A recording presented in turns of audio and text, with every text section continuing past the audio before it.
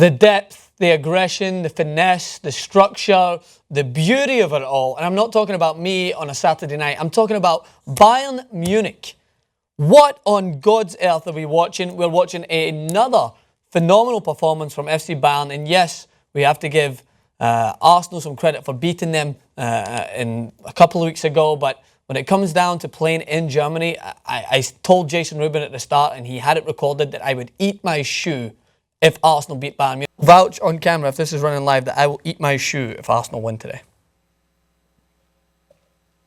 I will eat my shoe. You already owe me lunch, by the way, on Friday. I owe you lunch, but it's going to be worth it when I see you swallow a shoe today. And that's not discrediting Arsenal. That's just paying homage to a team that thoroughly understands what they do when they're in their home surrounding. And what is beautiful about this team, right, and I want you to listen to this bit carefully, is that they have the ability to bring in players who might not fit into the exact position that they want them to play in, but are still able to bring out the best in their game. So Thomas Muller, playing in a wide right position at the start, they still allow him to drift in the middle and still be able to showcase what's good about his game, his finishing ability, his vision, his football IQ. All these things are able to come to life in this Bayern Munich team because they share the wealth. Lewandowski is a fantastic finisher, but he's still sharing the wealth with Thomas Muller because he understands and trusts that his teammate will be able to perform the exact same way he would in that scenario. And that is what's beautiful about this team. Diego Costa, I always say this, he's nowhere near Diego Costa. Douglas Costa, I highlighted him at the start of the season as one of the best signings I think I will see all year. And what do? They get him the ball in front of him on numerous occasions. They get him when he's running into space. They rarely backtrack and try and put him into positions that he doesn't need to be. Xabi Alonso, who's mostly the architect of a lot of the football from Bayern Munich, knows exactly where Douglas Costa is going to be, so he'll feed it into his feet whilst he's full pelt, and no one can keep up with him. These might be little things that you might overlook and think, all right, they're professional footballers, they should do that. But no, that's not the way it happens. That's not when you see at Manchester United when they're bringing on Fellaini for Martial in the second half. No, they're bringing on Vidal for fucking Lewandowski. That is a team that is just so structured, but also so... I can't even contemplate. They're so brilliant in what they do. And that is, sometimes it's not always flair. It's not always getting the ball to Neymar and watching him work his magic. It's about working together as a team and emphasising each other's strengths. And that's why, for me, my mind was blown today watching Bayern Munich. And Arsenal weren't even that bad. In the attacking third, they look good at times. But again, Bayern Munich are strong at the back and strong enough to withstand a makeshift Arsenal attack. Let's be honest here, they're missing a lot of injuries, a lot of players through injury. But would they really have won that game if they had everyone fully fit? No, I don't think so. Bayern Munich are just too phenomenal at home. So that was my rant on the start, but I'm going to get to the start of the game. So allow me to flick back my notepad here because I had to write all that shit down. All right, so it started off, Thiago picks up the ball in a deep area. Thiago, yes, another midfielder who they happen to play in there. They don't need Mario Götze to come in and perform every week. They can put Vidal on the bench. They can start Robben on the bench because Thiago, another player who's somewhat overlooked but is just so crafty in that position, puts in a beautiful ball, calls for offside, but Lewandowski times his run and just heads it into the bottom corner. Then he plays provider for Thomas Muller, makes it 2, and then arguably one of the best goals of the game. I wonder who picked this in the comments about the score. We will look through the scores and find out if there was anyone before the game who predicted 5-1 with David Alaba scoring an absolute beauty and showcasing his ability. I think he's a great defender. I think he's a great outlet for them. I didn't think he had that in his locker, even though he has scored some beautiful free kicks in the past. I didn't expect that to happen, but what a free kick! What a strike it was! Wasn't it a free kick? What a strike! And before you know it, Arsenal are on the back foot. Many people, including me, I jumped on the bandwagon on Twitter saying that Arsene Wenger, how would he lift his team at halftime? Because he knew, Petr Cech knew from 10 minutes that he was going to be the busiest guy in the world that day. He just was bombarded with shots and he pulled off some great saves. And you can only feel bad for the games like this because you know that there's not much Arsenal can do other than just sit back and be outplayed by a phenomenal team. So second half, they bring on Arjen Robben.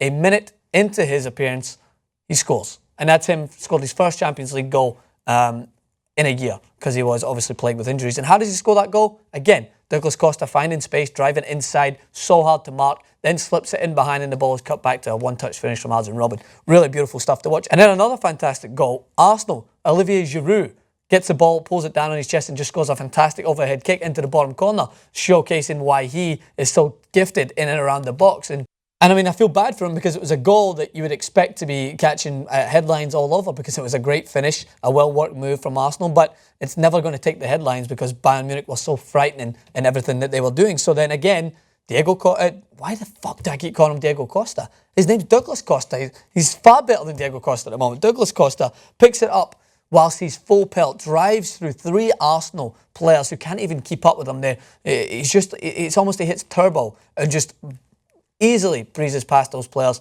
slips it in for Thomas Muller, who has again started in wide right, then tucked into the midfield, then pushes up top when they take off Lewandowski. It's because he's been sculpted to take up this role in Bayern Munich. He's been told that he's not an out-and-out striker, that he can play utility positions, but then when he needs to, he plays up top and can act as a fantastic striker in his own. Puts it into the bottom corner, and it's a good day's work.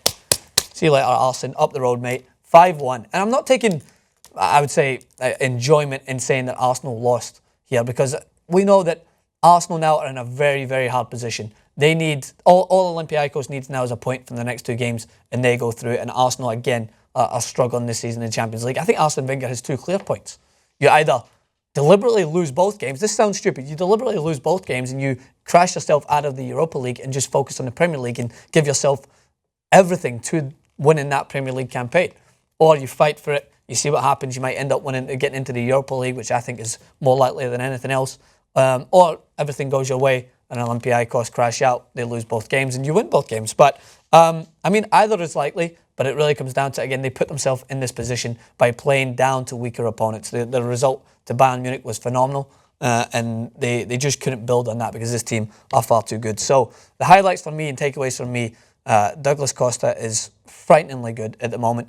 And Bayern Munich as a whole, under Pep's direction, just look unstoppable. But they have done in the past. They have looked unstoppable, but there's something about them this year. Like, they've had depth before.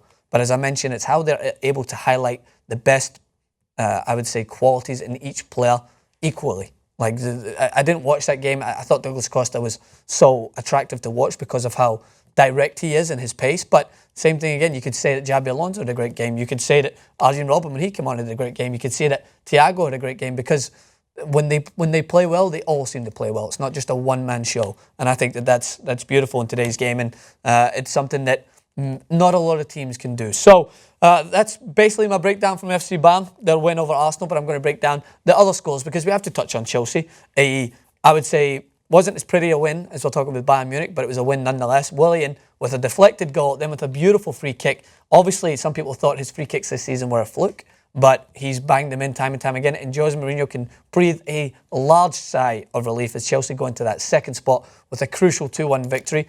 Barcelona comfortable without Messi once more. Neymar grabbing 2 goals and Luis Suarez adding on to his unbelievable goal-scoring form at the moment, and they win 3-0. So here is a breakdown of all the scores from today's Champions League game. So Olympiacos, as I mentioned, grabbing a last-minute goal to win 2-1. You saw how much that meant to their players and their fans as they are so close. They can feel the round of 16 coming. Maccabi Tel Aviv lose out to Porto, who are looking in a good position to qualify from their group. Lyon lose to Zenit St. Petersburg. Huge congratulations to Zenit St. Petersburg. They qualify for the round of 16. We'll see you there, boys. That was a phenomenal result for them and a phenomenal campaign so far. Barcelona close to qualifying also. 3-0 win over Bate Borisov, as I mentioned. Ghent get their first victory. A penalty decision went their way, and they're still in a position to be the unlikely qualifiers for that group. Beating Valencia, who was Jason Rubin's dark horse, so they're not going to be too happy with that performance. Chelsea, as I mentioned, 2-1. Bayern Munich 5-1. And last, but certainly not least, Roma. 3-2. What is going on with these two? I feel like this needs to be a monthly occurrence that Roma play Bayer Leverkusen. Frightening. 2 games, back-to-back, phenomenal scoring games. Bayer Leverkusen make an unbelievable comeback. Chicharito Hernandez once again showcasing that he's a great finisher when he's in amongst the team, that he's confident in playing well. But Roma, in the end, would prove too good at home for Bayer Leverkusen, and they pull out a resilient 3-2 win. So this is why I love this competition. Really, just fantastic football showcased all around. I wish I could split my eyes into many different directions and watch them all at once, but unfortunately I'm a one-man band. With help here from production, of course. But thanks again. Make sure to subscribe to TYT Sports. Like us on Facebook. Follow us on Twitter at TYT Sports. At me, Francis_Maxwell. As I mentioned, the code will be given to one lucky soul. If none of you guys predicted all those goal scorers for both teams, We'll roll it over to next week, and maybe we'll see you guys there. Subscribe. Thanks again.